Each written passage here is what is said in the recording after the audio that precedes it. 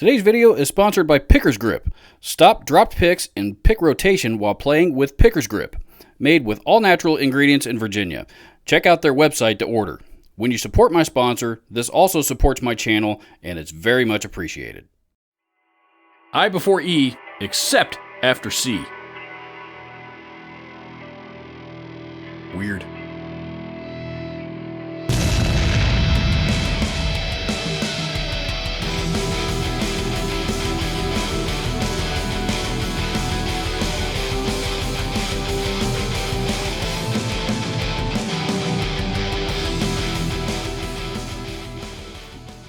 Hello there, I'm Robert. Thank you so much for joining me here today in my home studio. Here lately, I am absolutely obsessed with Boss pedals for some reason. I have no idea. I've always loved Boss pedals, but here lately, I really am into them lately. And here lately, I am into them lately.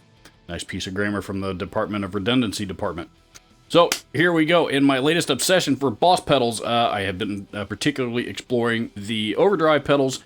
And in particular, I have recently fallen back in love with the Blues Driver. Since become one of my favorite OverDrive pedals again. I love that pedal and have used it quite a bit since the video that you saw me in that you saw on it here on this channel just a week or two ago.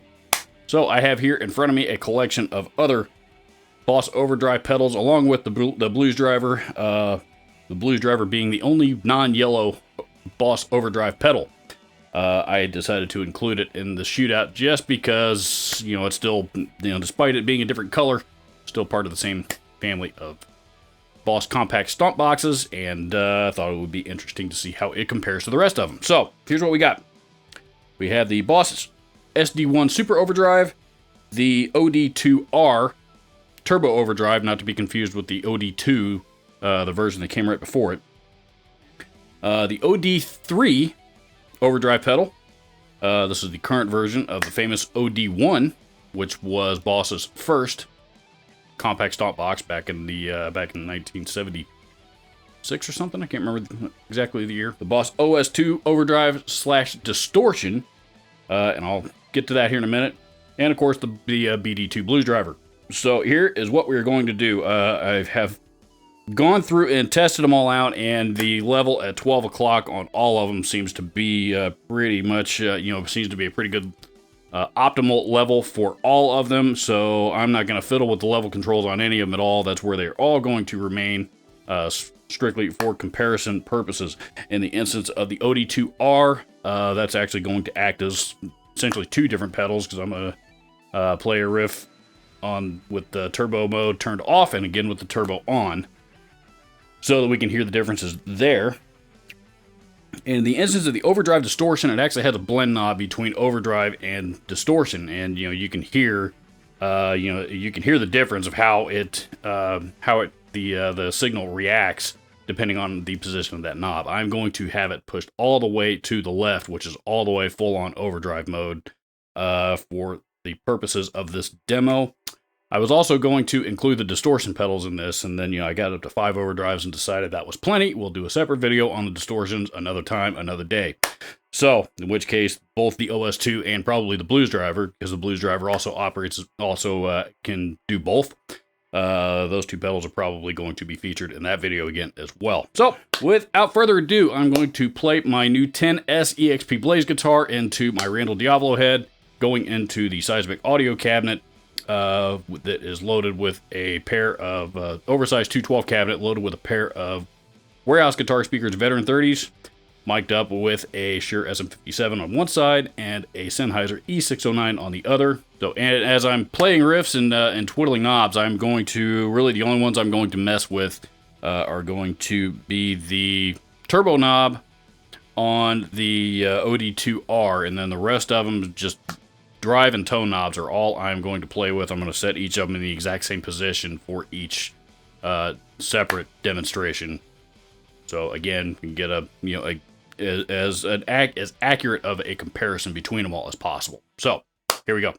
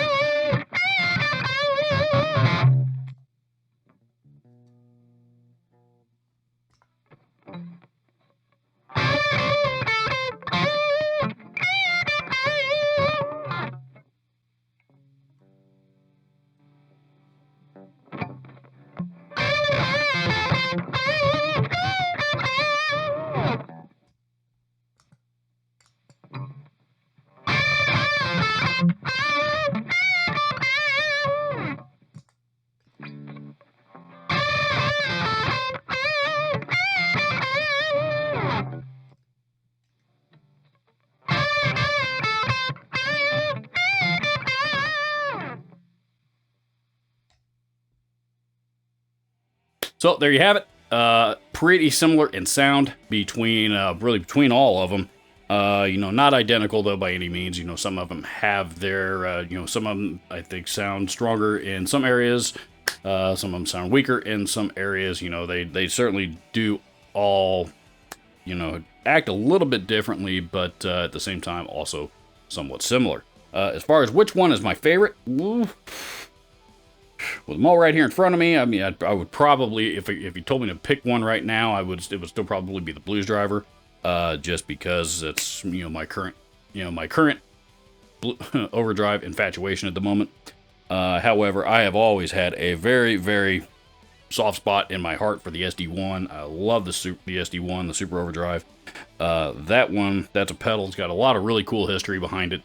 Also, you know, that's, you know, one of my all-time favorite guitar players, Zakk Wylde. That was his OverDrive into his JCM 800 for many, many, many years before MXR came out with his signature OverDrive that I think he's still using today. And even then, the MXR Zakk Wylde OverDrive is based on the SD1. So there you have it. I'm not going to spend a lot of time talking too much about these pedals.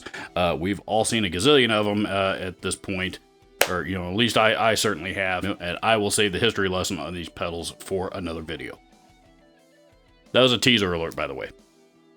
Links down in the description of this video. As always, thank you so much for taking the time to check out this video. Please don't forget to like, share, and subscribe. Thank you so much for watching again. We will see you in the next video.